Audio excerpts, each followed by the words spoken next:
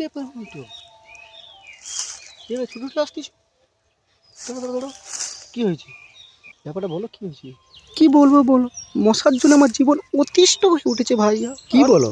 টিকা যাচ্ছে না, তাই মশা দমনের জন্য এক চেষ্টা করছি। কি করে মশা খেতে বসছি, মশা শুতে গেছি, কানে কাছে বনবন করছে মশা, ভালো কথা, কিন্তু ঘুমাতে গেলে কামড়াচ্ছে মশা। এই ব্যাপার? হ্যাঁ গো ভাই, তাহলে তোমার তো শান্তি নেই মনে। সেই জন্যই বাঁশের হুঁকো করে ফুঁকে দেবো, সব মশা মেরে দেবো। মশা মারার জন্য কামান ব্যবহার করবে তুমি? শান্তি না থাকলে কি করবো বলো, কিছু তো করতে হবে। এ কি দিন আইলো?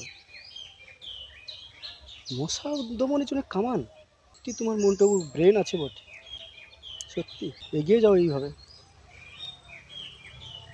কিছুদিন পরে আপনার তো মনে হয় তোমার না মানে গণেশ বুক ওয়ার্ল্ডে উঠবো বলতেও।